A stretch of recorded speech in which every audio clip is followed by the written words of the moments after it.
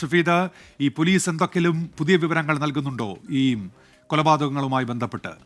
ഷഫീദ്,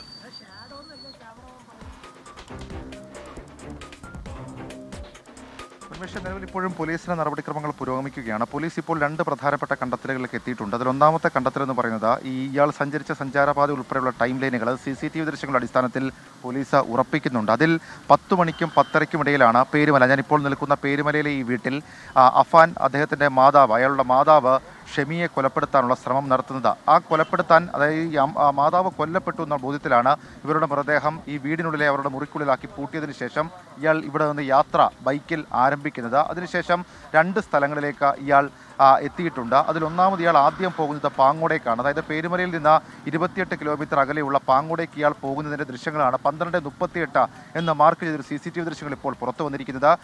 ഈ പാങ്ങോടേക്ക് ഇയാൾ എത്തിയ ശേഷം അവിടെ സൽമാ ബീവിയെ കൊലപ്പെടുത്തുന്നു. ഈ 2 കൊലപാതകങ്ങളും ഇയാൾ ഇവരെ ഈ ഭിത്തിയിലേക്ക് തലയിടിപ്പിച്ചിട്ടുണ്ട്. അതായത് മാതാവ് കൊല്ലപ്പെട്ടില്ല, പക്ഷേ സൽമാ ബീവി, ഈ പിതാവിൻ്റെ മാതാവായിട്ടുള്ള സൽമാ ബീവി കൊല്ലപ്പെട്ടു. അവരുടെ ഇവർ രണ്ടുപേരെയും തല പിടിച്ച് ഭിത്തിയിലേക്ക് ഇടിക്കുകയായിരുന്നു. അതിനുശേഷം ഇയാൾ വീണ്ടും 28 കിലോമീറ്റർ പിന്നിലേക്ക് വെഞ്ഞാറമൂട് ഭാഗത്തേക്ക് വന്നുവെന്നും ഇവിടെ ഒരു പണയ സ്ഥാപനത്തിൽ ഗോൾഡ് പ്ലഡ്ജ് ചെയ്തു എന്നുള്ള വിവരം പോലീസിന് ലഭിച്ചിട്ടുണ്ട്. പോലീസ് അത് ക്രോസ് ചെക്ക് ചെയ്ത് സ്ഥിരീകരിച്ച് വരികയാണ്. ഏതാണ്ട് 1:15 ഇവിടെ തിരിച്ചെത്തുന്നു. അതിനുശേഷം 3 മണിക്കാണ് ചുള്ളാളത്തെ ലത്തീഫിൻ്റെ വീട്ടിലേക്ക് എത്തുന്നത്. അതും ഇയാൾ വെഞ്ഞാറമൂട് നിൽക്കുമ്പോൾ ഇയാൾക്ക് ലത്തീഫിൻ്റെ ഒരു ഫോൺ കോൾ വരുന്നു.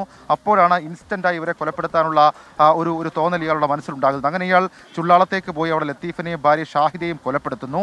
അപ്പോൾ സമയം ഏതാണ്ട് 3 മണിയാണ്. അവിടെ നിന്ന് വീണ്ടും ചുള്ളാളത്ത് നിന്ന് 7 കിലോമീറ്റർ ഉണ്ട് പേരുമലയിലേക്ക് വീണ്ടും ഇയാളുടെ വീട്ടിലേക്ക് എത്താൻ. അവിടേക്ക് എത്തുന്നു. ആ സമയത്തിനിടയിൽ പെൺസുഹൃത്തിനെ വിളിച്ച് വീട്ടിലേക്ക് ഇരുത്തുന്നു.